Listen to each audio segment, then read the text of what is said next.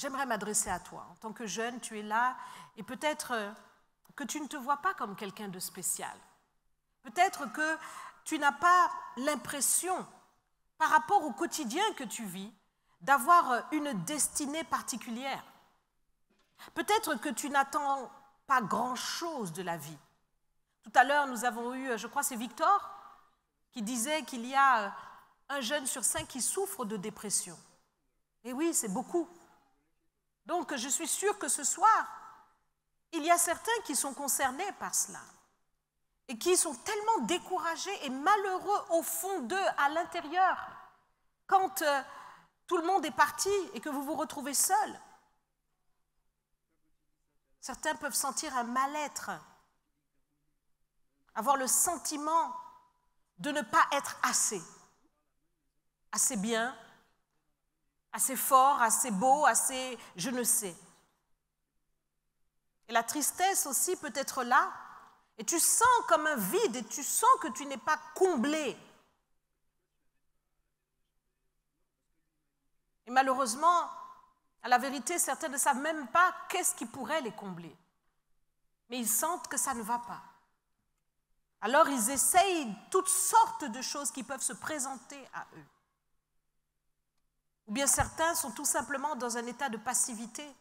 Parce que les parents les emmènent à l'église, alors ils viennent aussi à l'église. Mais au fond d'eux, leur esprit est ailleurs. Leur cœur est ailleurs. Alors ce soir, j'aimerais vraiment que nous puissions rentrer dans toutes ces situations pour pouvoir te donner des clés essentielles qui vont faire de toi ce jeune puissant et prospère que Dieu veut. Parce que les circonstances de ta vie peuvent être parfois bien monotones, difficiles. Parfois, tu peux te retrouver exposé à certaines choses que tu n'aurais pas voulu. Mais j'aimerais te dire ce soir que le problème n'est pas premièrement dans les circonstances que tu traverses, dans les choses que tu vis, même si elles sont difficiles parfois. Il ne faut pas te laisser impressionner par ces choses difficiles ou ce qui te paraît difficile. Parce que lorsque tu regardes peut-être les enfants de certains, dans certains quartiers ou dans certaines situations qui sont peut-être plus favorisés que toi, tu te dis au moins eux, ils ont un avenir tracé. Laisse-moi te dire que non. Non, pas forcément. Ce n'est pas parce que tu n'es pas né avec une cuillère d'argent dans la bouche. Non.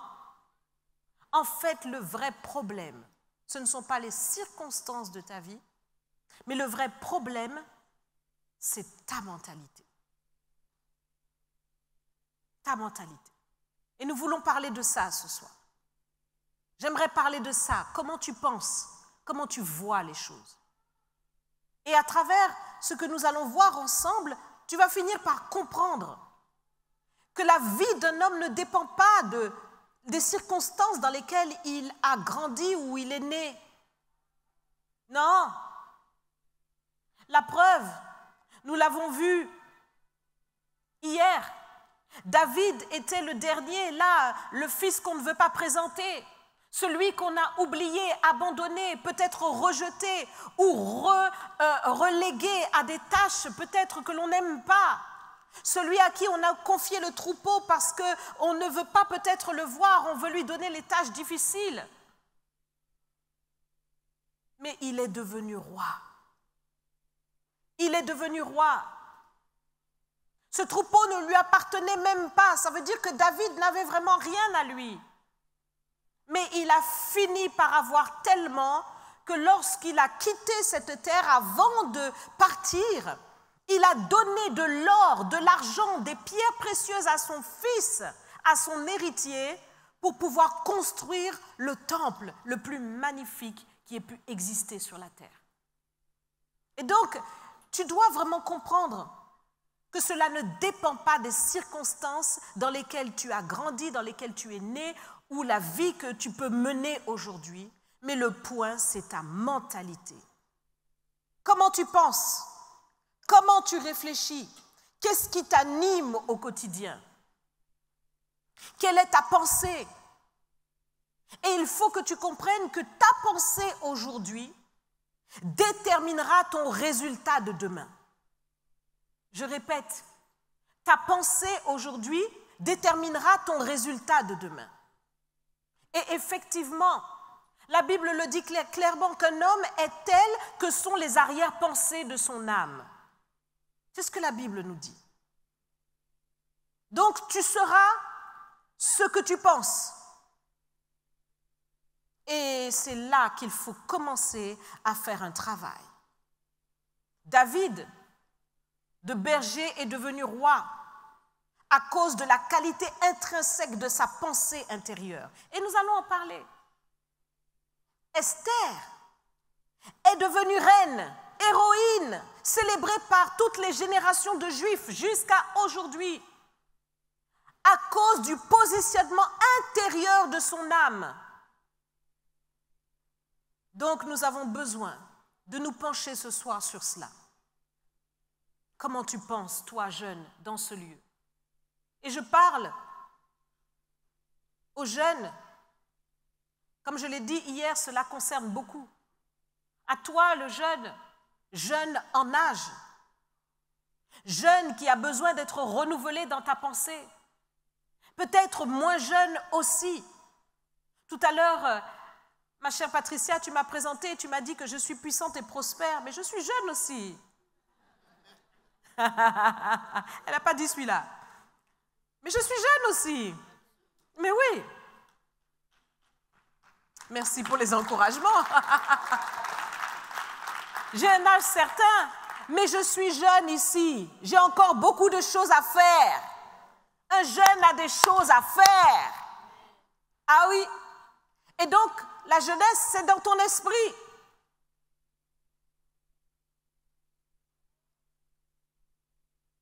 Donc, je m'adresse à tout le monde ce soir.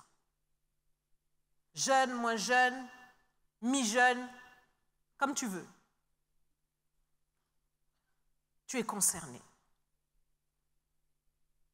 Esther a fait évoluer ces circonstances. Pasteur David a bien parlé d'elle hier. Elle a fait évoluer ces circonstances. Elle était une femme parmi tant de jeunes filles à son époque, mais c'est elle que le roi a choisie. Parmi toutes celles que l'on a présentées devant lui, il a vu elles. Elles étaient toutes belles. On allait choisir les plus belles du royaume. Donc elles étaient toutes belles, pas de concours sur la beauté à ce niveau-là. Mais il fallait trouver une qualité spéciale. Et cette qualité s'est démontrée dans les épreuves qu'elle a traversées. Au moment où il a fallu monter au créneau pour assumer d'aller devant le roi en se tenant dans la prière, la consécration pour demander la faveur divine, elle l'a fait.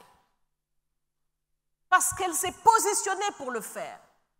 Ce que tu fais, ce que tu réussis à faire, c'est ce que tu as résolu dans ton esprit. Et Esther l'a dit.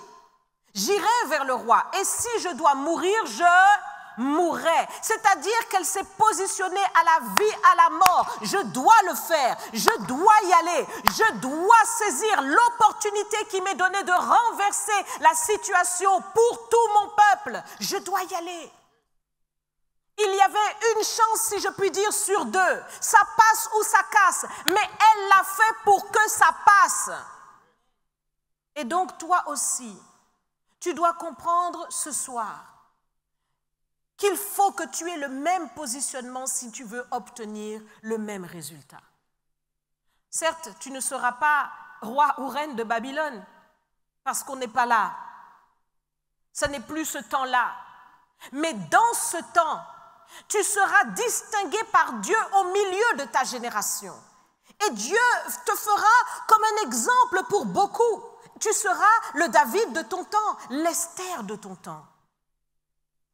Tu peux faire évoluer tes circonstances par le choix du positionnement. Les circonstances de ta vie ne vont pas évoluer comme le fruit du hasard. Déjà, premièrement, je veux établir clairement ici que le hasard n'existe pas. Les scientifiques eux-mêmes lorsqu'ils voient comment ce monde a été créé, ils disent eux-mêmes que la science finit par démontrer qu'en fait Dieu existe vraiment et qu'il n'y a rien de hasardeux dans cela. Parce que c'est impossible qu'une telle précision dans tout le règlement de tout l'univers puisse se faire sans l'intervention de quelqu'un, d'une intelligence supérieure qui a déterminé ces choses d'avance. Donc, le hasard n'existe pas. Et dans ta vie, ça ne sera pas du hasard. Pour que tu obtiennes un résultat, pour que tu sois puissant, pour que tu sois prospère, ça ne sera pas comme ça, non. Mais ça sera le fruit d'un positionnement intérieur. Parce que ta pensée sera en ligne avec la pensée de Dieu. La pensée de Dieu qui t'a créé, qui t'a voulu ici-bas, qui sait pourquoi tu es venu. Peut-être que tes parents ne t'ont pas désiré, mais Dieu t'a désiré.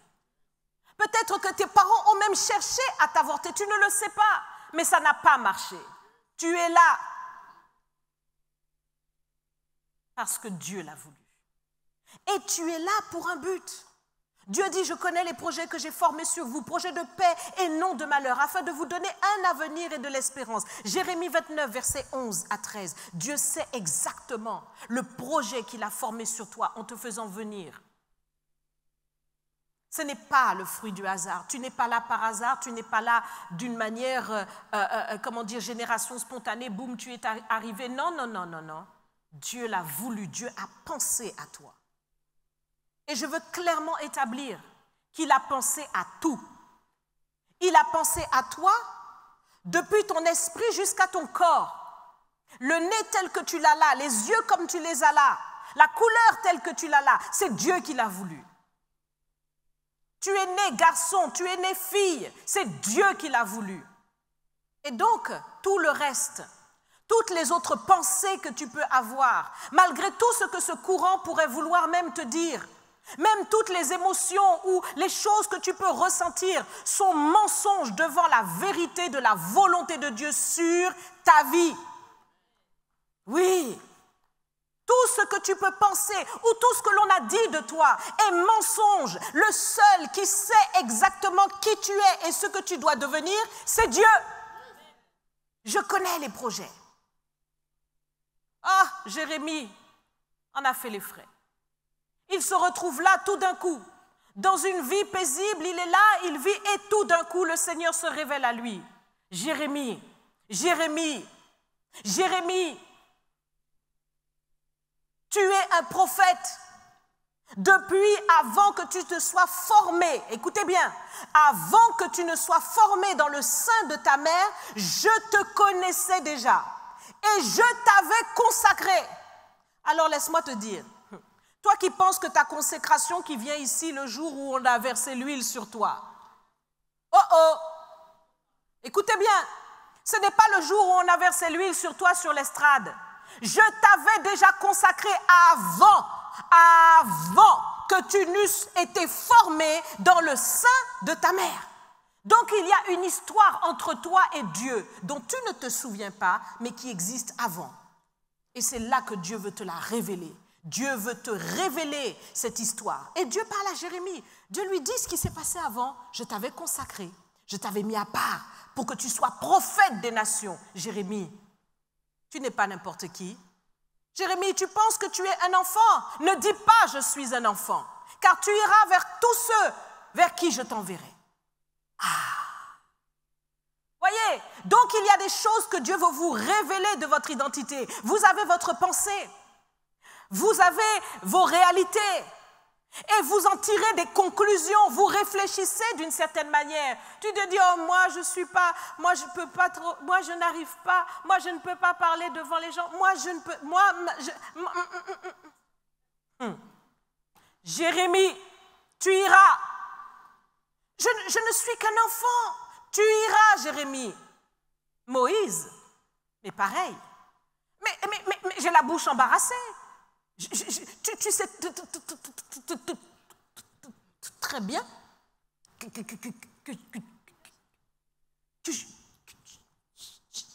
Je ne peux pas. Et la colère de l'Éternel s'enflamme contre Moïse. Tu iras, Moïse. N'est-ce pas moi qui ouvre les yeux des aveugles? N'est-ce pas moi qui ouvre la bouche du muet? Tu es capable, au-delà de ce que tu penses. Donc il y a une pensée au milieu de toi, par laquelle tu veux te diminuer, te sous-estimer, considérer les autres comme plus que toi peut-être, ou par laquelle tu veux te limiter. Nous avons parlé de Yabetz, qui voyait des limites dans sa propre vie. Mais en réalité, mes bien-aimés, tu es beaucoup plus que cela. Tu es beaucoup plus que cela.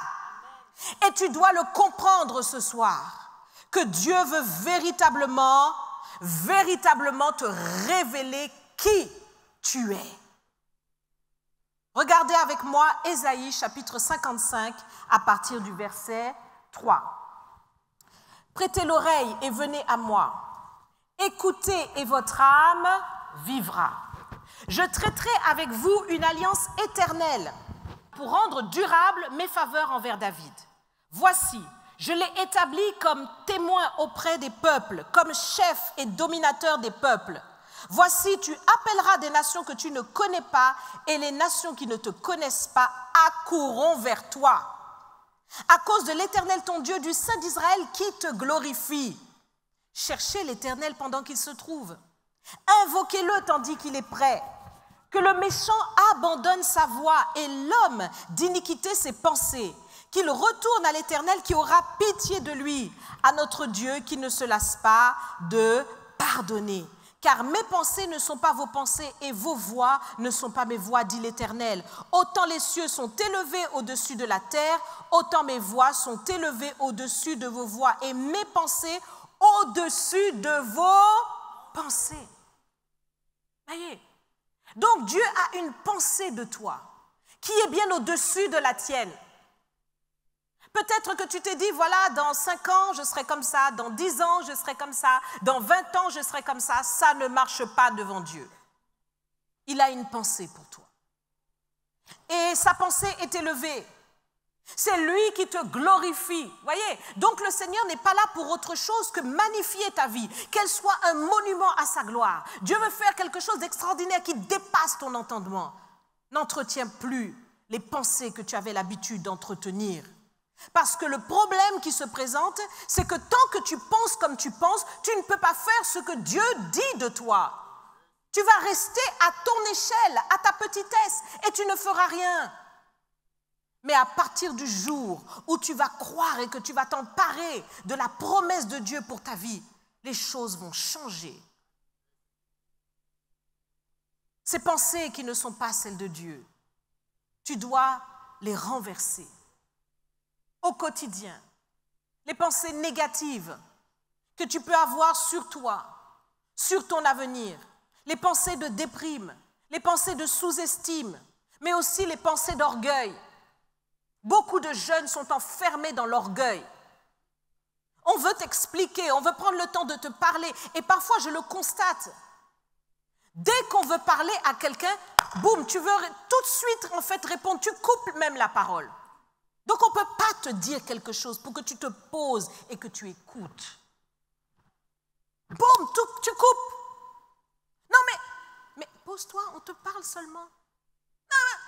Non, pose-toi et écoute.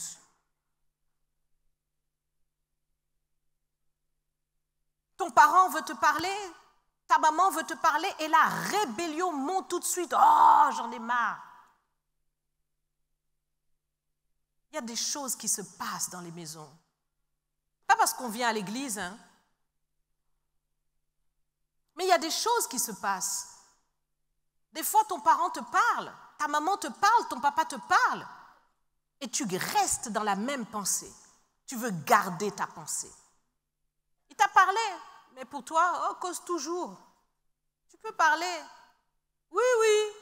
Ça va au créole, on dit oui, panipuchi. Ça veut dire que lorsque tu vas répondre oui, comme ça, c'est réglé. Il n'y a pas de problème. On ne va plus te redemander derrière. Alors tu dis oui, mais au fond, tu as gardé ta pensée. Ce n'est pas bon. Il faut véritablement que tu sois capable, dans ton jeune âge, d'écouter les plus grands. D'écouter avec un désir de comprendre les choses et de sortir de tes propres pensées. Les pensées d'orgueil, mais aussi les pensées vaines. Dans la jeunesse, il y a beaucoup de pensées vaines. Et ces pensées vaines te mènent à beaucoup de distractions. Tout à l'heure, l'évangéliste Régis nous parlait des discothèques. Il aimait beaucoup aller en discothèque. Et il a fallu qu'il change ses pensées vaines pour devenir maintenant et placer plutôt en lui des pensées utiles. Alors il a changé. Au lieu d'aller en discothèque maintenant, il a choisi d'aller à la bibliothèque. Voyez, c'est parce que sa pensée l'a positionné différemment. Je te le dis, beaucoup de jeunes sont pris dans le jeu de la distraction, des plaisirs, s'amuser, toujours s'amuser, jouer, passer du temps. On fait des concours sur, comment dire, je dis des concours, ce n'est pas des concours, mais c'est des jeux vidéo. Comment on appelle ça? Des compétitions par vidéo. PlayStation. PlayStation. Combien de PlayStation se mettent entre toi et ta destinée? Combien de PlayStation et de jeux vidéo t'écartent du plan parfait de Dieu pour ton avenir, les choses glorieuses que Dieu a pour toi? Est-ce que tu penses que David serait devenu le roi qu'il est devenu s'il avait PlayStation? Non, il faut dire les choses. Parce que si David était de ce genre-là, qui se met à jouer au foot à la PlayStation, il n'aurait pas pu terrasser le lion. Le lion allait venir. J'ai un but là, je dois... But! La brebis, c'est pas... tant pis. Eh bien, il allait rater aussi l'onction. Voyez? Donc, il faut que tu comprennes ça. Parce que si tu ne comprends pas, tu ne changes pas le disque dur en toi, ça va poser problème. Aujourd'hui, nous sommes à la veille des élections législatives et on s'étonne tous de voir qu'un jeune de 28 ans comme Bardella met tout le pays dans un... Tout le monde Bardella, 28 ans. Bardella est sorti de Drancy là-bas. Hein? Drancy, Montmorency, Drancy, mais bon, Drancy quand même. OK? 28 ans. Et toi, tu es dans PlayStation. Il y en a qui savent aller chercher leur destinée. Et lui, il est en train de parler droit dans ses bottes devant des gens qui ont 20, 30 ans de plus que lui, 50 ans. Et il est là devant en disant que si le pays me donne la responsabilité, je serai le premier ministre de ceci, de cela, je serai le... Droit dans ses bottes. Il parcourt toutes les radios, les télés, et il dit, si la France me fait confiance. Vous comprenez un peu? Comment, en fait, quelqu'un peut faire de sa jeunesse un atout? Quelqu'un peut utiliser sa jeunesse pour devenir puissant dans le pays et renverser tout. Représenter un espoir. Je ne dis pas que cet homme représente un espoir, ce n'est pas ça que je dis. Non, ne tournez pas ce que je suis en train de dire. Ce que je dis, c'est que ta jeunesse peut être utile entre les mains du Seigneur. Et donc aujourd'hui, tu dois véritablement te positionner.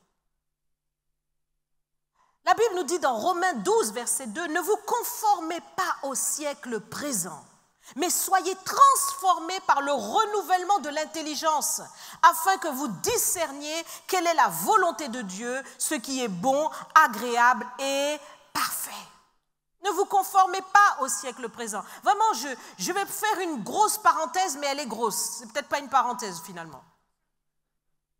Pasteur David disait ça très bien hier. Des fois, tu te présentes quelque part, on ne sait même plus au niveau des cheveux comment...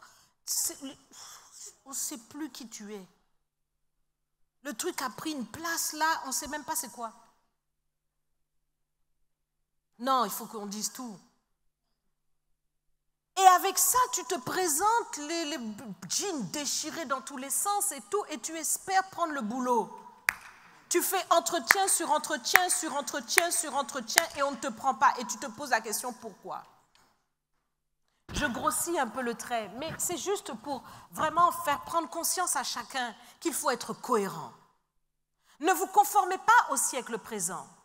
C'est véritablement de comprendre que ce monde a un train, a une direction, a véritablement une mode dans laquelle il veut nous introduire. Mais toi, tu dois résister. Tu dois devenir un résistant. Tu dois être quelqu'un qui prend le contre-courant. Tu vas dans l'autre sens. Eh oui.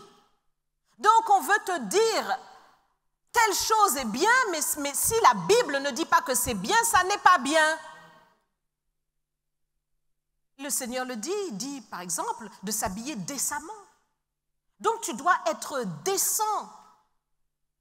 Jeune femme, tu dois être décente. Jeune homme, tu dois être décent dans ta tenue. Donc tu ne peux pas t'habiller n'importe comment.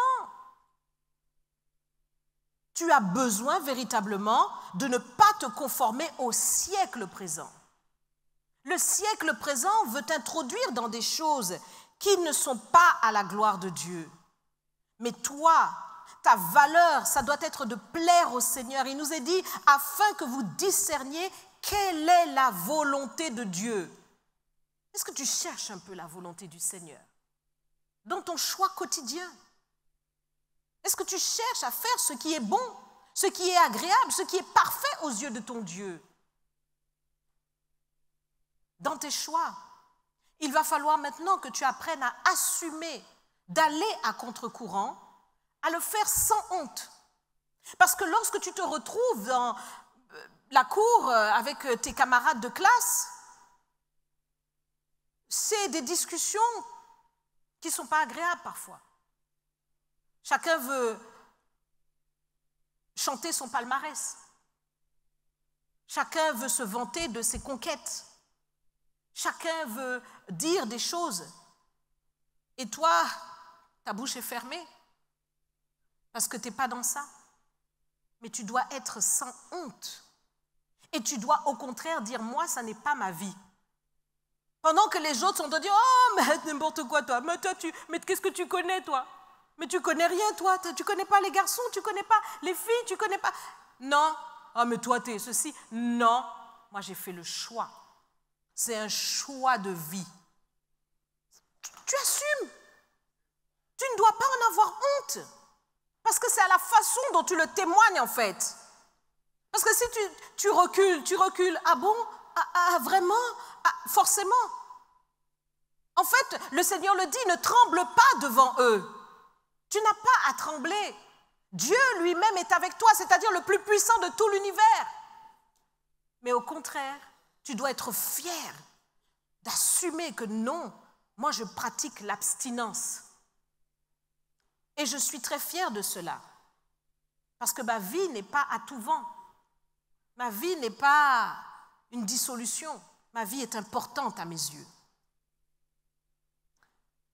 Il faut que, en tant que jeune, tu recherches une vraie harmonie entre la foi profonde que tu as et qui est réelle. Elle est là. Depuis ton tout jeune âge, il y a eu des expériences avec le Seigneur. Il y a eu des choses que tu as vécues. Mais parfois, avec le temps, tu veux étouffer ça. Non, ne l'étouffe plus. Ne l'étouffe plus, mais laisse ta conscience te parler. Il faut que tu aies une harmonie avec ta foi profonde pour ne pas te conformer au monde, pour ne pas te perdre, pour ne pas perdre ton identité de chrétien. Il faut qu'il y ait une harmonie. Donc si tu sais que tu ne dois pas fréquenter de telles personnes, ne les fréquente pas. Si tu sais que tu ne dois pas aller dans ces mauvaises voies, ne le fais pas. Ne te mets pas dans une position où tu seras en fait quelqu'un qui perd la paix. Voyez? Parce que quand vous franchissez des lignes rouges, vous commencez à perdre la paix. Et il y a un tourment maintenant qui s'installe en vous. Vous n'êtes plus tranquille. Vous ne dormez plus bien.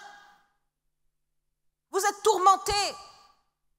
Au début, ça commence un petit mensonge comme ci, un petit mensonge comme ça, mais ça va loin. Toi-même, tu sais que ça va loin. Tu as pris ton portable et tu as commencé à regarder des images qu'il ne fallait pas. Et puis ces images t'ont conduit à toucher ton corps d'une manière qu'il ne fallait pas. Et cela te conduit loin parce que je vous dis que ces choses deviennent une addiction dans ta vie et t'empêchent plus tard de rentrer dans ton mariage, dans tes bénédictions. C'est véritablement une plaie et une teigne dont tu dois te séparer. Et vous savez, le roi David dont nous parlons, un jour, a voulu franchir aussi une ligne rouge. Ça lui est arrivé à plusieurs reprises d'ailleurs. Quand vous regardez la vie de David, malheureusement, David qui a grandi dans l'amour de Dieu n'a pas su toujours rester dans la bonne direction. Et souvent, on parle de tout ce que David a bien fait, mais parfois on ne va pas sur les choses qu'il a mal faites. Le Seigneur lui avait dit, ne dénombre pas. Ne dénombre pas. N'essaye pas de savoir combien tu as de soldats, combien tu as d'hommes qui savent tenir les armes. Ne cherche pas, parce que c'est le miracle de Dieu qui accompagne Israël. Ne cherche pas. Donc c'était interdit de la part de Dieu d'aller dénombrer. Mais un jour, David, on ne sait pas qu'est-ce qui s'est passé, s'est levé et a dit à ses soldats, allez me dire exactement combien de soldats il y a dans le pays. Alors les soldats lui ont dit, non, mon roi, ne fais pas ça, ne fais pas ça. Il a dit, allez. Donc au final, ils sont allés. C'est le roi, ils ont obéi. Et quand ils ont obéi, ils sont revenus et ils ont donné le nombre exact. Et au moment où ils ont donné le nombre exact, le cœur de David a commencé à battre. Et là, le châtiment de Dieu n'a pas tardé. Un ange est venu, d'abord le prophète. Et le prophète a d'abord dit, tu as fait telle chose, maintenant voici ce que Dieu te dit. Choisis le châtiment que tu veux. Si c'est la peste, si c'est la poursuite de tes ennemis, ou bien je ne sais plus. Choisis. Et là, David était vraiment totalement bouleversé. Il dit, j'ai agi en insensé. Oh, que je tombe dans les mains de Dieu. Et là, le peuple a péri. Beaucoup de personnes sont mortes. Beaucoup. Parce que l'ange avait frappé et les gens mouraient de la peste.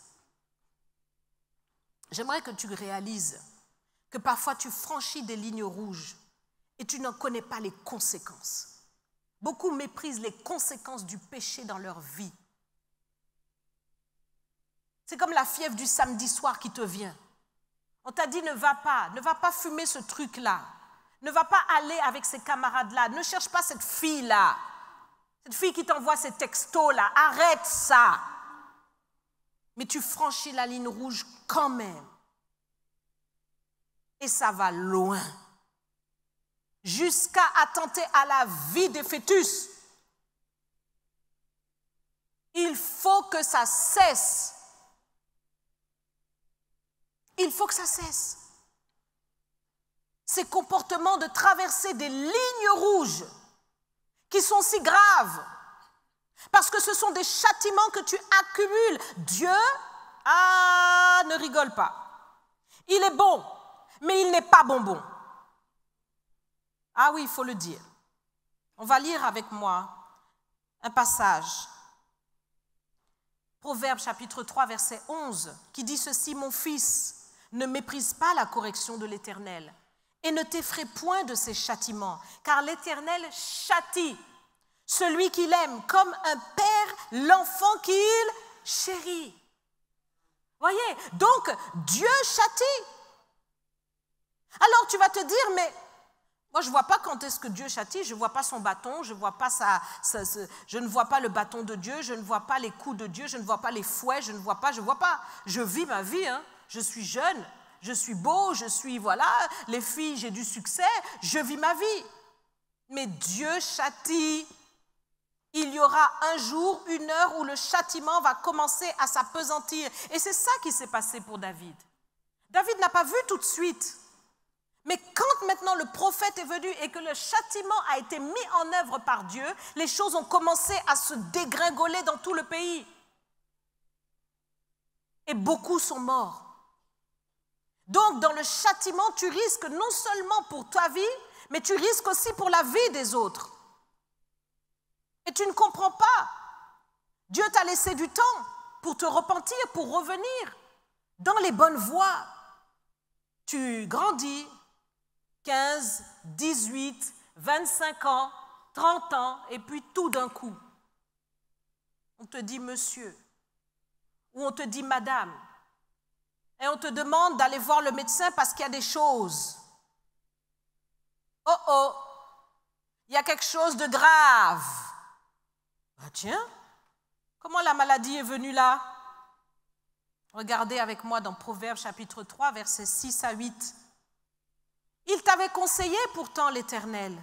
Reconnais-le dans toutes tes voies et il aplanira tes sentiers. Ne sois point sage à tes propres yeux, crains l'Éternel et détourne-toi du mal. Ce sera la santé pour tes muscles et un rafraîchissement pour tes os. Autrement dit, lorsqu'il n'y a pas la crainte de l'Éternel, la maladie vient. Et je pense que tu ne veux pas aller par là. Mais il faut que tu penses bien maintenant. Il faut que tu comprennes la source des choses, la racine des choses. Comment tu penses? Pourquoi tu t'adonnes à ces pensées et à ces désirs-là au lieu de te conformer à la pensée de Dieu pour toi? Il y a beaucoup de pensées dans ton cœur. Lorsque tu vois passer cette fille et que tu dis « Oh, je vais l'aborder », tu ne sais pas au bout que c'est la mort. Le Seigneur te dit « Garde ton cœur plus que toute autre chose ». Les filles discutent entre elles « Ah, ce garçon-là, il est trop mignon !» Mignon. Mignon. Mais il peut t'emmener jusqu'en enfer, tout mignon qu'il est. Oh, on dit tout. Garde ton cœur plus que toute autre chose. Ce n'est pas l'apparence. Ce n'est pas comme ça. Ce n'est pas une vie où tu dois déployer tes sentiments à gauche, à droite. Le premier garçon qui passe et qui te dit que tu es jolie, tu es déjà tombée amoureuse. Non, garde ton cœur. Garde-le. Ça veut dire que ton cœur, tu as scellé, tu as fermé à double tour et tu ne rentres pas dans ces choses-là tant que Dieu n'a pas ouvert lui-même. Tu as fermé à double tour, tu as donné la clé à Jésus. C'est Jésus qui tient la clé de ton cœur. Donc, il n'y a pas d'amour. Il n'y a pas d'amour. Le seul amour, c'est Jésus. Oui, parce qu'il y a un temps pour tout. Lorsque tu vas ouvrir cette porte-là, dans le jeune âge qui n'est pas pour cela, eh bien, ça va finir par de la catastrophe. C'est certain. Ce n'est même pas une question. Nous allons lire ensemble Proverbes, chapitre 7, verset 6, qui dit ceci. « J'étais à la fenêtre de ma maison et je regardais à travers mon treillis. J'aperçus parmi les stupides. » Vous voyez, parmi les stupides. Tu ne veux pas que Dieu te parle stupide quand même. On est d'accord? Vous êtes d'accord avec moi? J'aperçus parmi les stupides, je remarquais parmi les jeunes gens un garçon dépourvu de sens. Vous voyez? Donc le sens est d'abord là. Comment tu penses? Dépourvu de sens. Il passait dans la rue, près de l'angle où se tenait une de ses étrangères. Il se dirigeait lentement du côté de sa demeure. Lentement. C'était au crépuscule, pendant la soirée, au milieu de la nuit et de l'obscurité. C'est toujours dans les ténèbres, dans le secret, dans les choses cachées, dans les cachotteries honteuses que l'on fait ce qu'il ne faut pas. Et voici, il fut abordé par une femme ayant la mise d'une prostituée et la ruse dans le cœur. Voyez? Donc, je le répète, les jeunes filles, faites très attention au modèle que vous voulez suivre. Faites attention.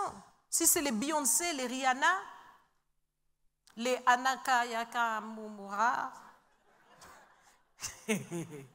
que vous voulez suivre, ou bien si c'est véritablement les femmes selon la parole de Dieu, les Sarah, les Esther, les Marie, des femmes qui se tenaient, qui se gardaient. Parce qu'il y a une mise.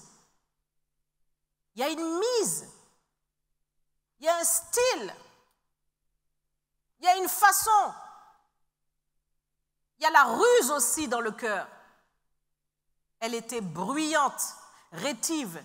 Ses pieds ne restaient point dans sa maison.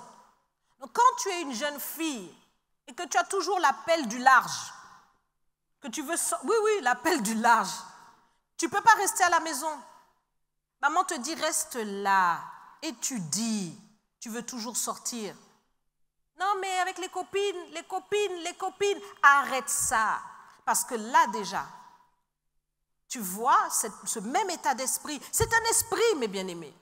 C'est un esprit qui veut te pousser à ces choses. Ses pieds ne restent pas dans sa maison, tantôt dans la rue, tantôt dans les places. On traîne. On traîne là-bas, là. Vous savez vous-même où. Et près de tous les angles, elle était aux aguets.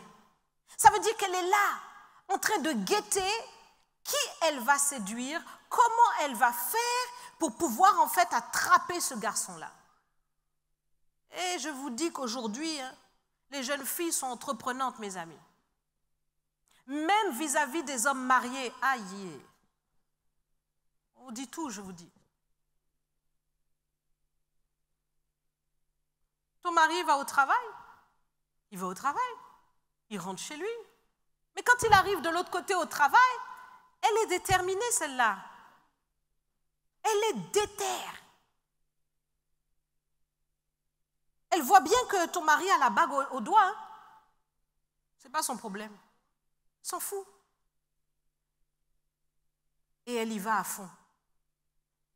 Donc, le problème aussi, c'est que le jeune homme doit être positionné. Mais là, il ne tient pas devant cette femme effrontée. Elle le saisit, elle l'embrasse.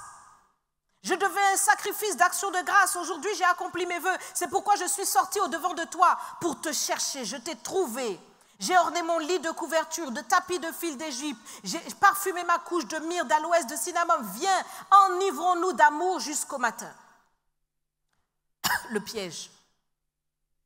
Les sentiments qui viennent du diable. Vous savez que le diable est capable de faire monter en vous des sentiments qui n'ont rien à voir avec Dieu.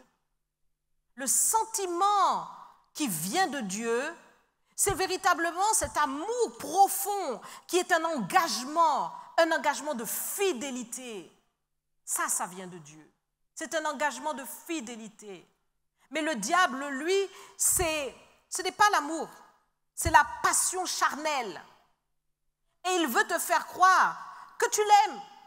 Tu vas dire, mais je l'aime. Non, ce n'est pas de l'amour. Parce que cela détruit. L'amour ne détruit pas. Mais ça va te détruire, ça peut te conduire jusqu'en enfer. L'amour ne détruit pas. L'amour vient de Dieu. Et l'amour, c'est la fidélité. Ça n'a rien à voir avec la passion charnelle. Viens, enivrons-nous d'amour jusqu'au matin, livrons-nous joyeusement à la volupté.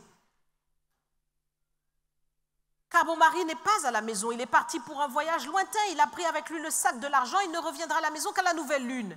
Elle le séduisit à force de paroles.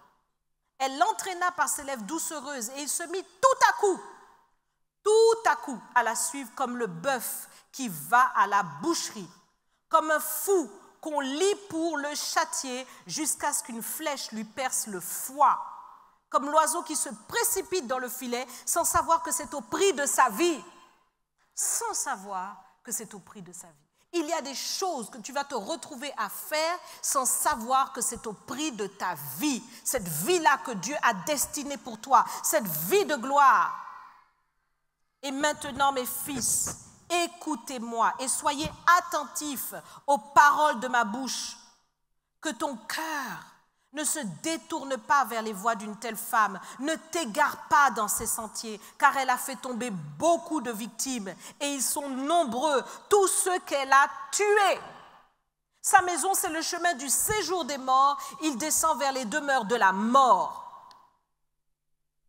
Il faut comprendre ça. Il faut comprendre qu'au début, on n'a pas l'impression, on se dit c'est un moment de plaisir, c'est véritablement bien, mais au bout, c'est la mort, c'est l'enfer. Et tu ne sais pas ni le jour ni l'heure. Tu ne sais pas combien de temps le Seigneur te réserve. Et donc, c'est très important pour toi de veiller à ne pas partir loin de ta destinée, mais à positionner véritablement ta pensée selon la pensée de Dieu pour ta vie. Faire ce qui est agréable au Seigneur, accepter de marcher dans la crainte de Dieu pour que le Seigneur puisse qualifier ta vie, te distinguer dans ton jeune âge, te donner de te concentrer sur les vrais sujets, avoir une vie disciplinée, une vie bien réglée, pour que rapidement tu rentres dans tes bénédictions. Que la faveur du Seigneur vienne sur toi et que Dieu manifeste sa gloire. Je vais terminer par ceci. Dans Lamentation de Jérémie, il nous est dit qu'il est bon pour le jeune homme de porter le joug dans sa jeunesse. Quand nous sommes jeunes, on a envie tout de suite d'expérimenter la vie, d'expérimenter des choses. Et pourtant, le Seigneur dit qu'il est bon pour le jeune homme de porter le joug dans sa jeunesse. Au contraire, pour toi, ça sera un bon choix que d'accepter de ne pas marcher comme les gens de ce monde marchent dans leur jeunesse. De ne pas fumer du n'importe quoi, de ne pas parler n'importe comment, de ne pas te comporter, d'aller dans des choses qu'il ne faut pas. Ça sera ton bon choix. Au début, ça sera difficile, ça sera comme un joug. Au début, tu seras comme quelqu'un qui met la bouche dans la poussière. Tu es là, tu ne peux rien dire face à toutes les situations. On se moque de toi et tu ne peux rien dire. Mais sache qu'au bout d'1 an, 2 ans, 3 ans, 5 ans, on verra la différence. On comparera tes camarades qui étaient là, tu verras dans quoi. Et toi, tu verras où tu seras. Oh oui, il y aura une grande différence. Tu peux acclamer le Seigneur. Il y aura une grande différence. Ta vie sera distinguée. Dieu te donnera le bonheur et l'épanouissement.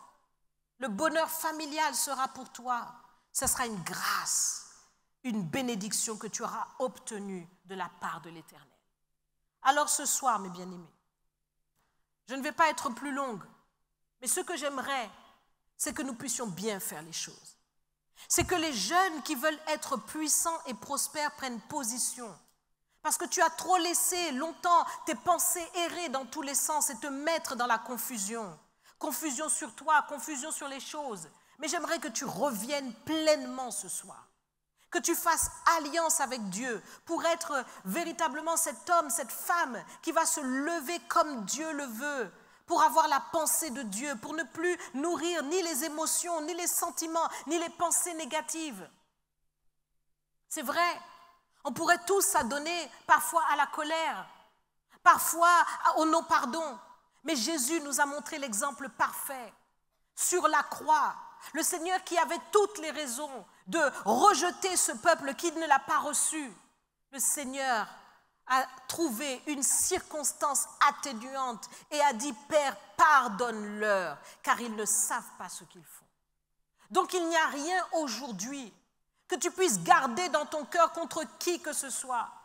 Ton père, ta mère ou qui que ce soit qui t'a fait du mal, pardonne. Pardonne. Cette colère qui s'est accumulée en toi, laisse tomber. Et donne vraiment ton cœur au Seigneur. Fais la paix avec Dieu. Lâche les choses et reviens de tout ton cœur au Seigneur.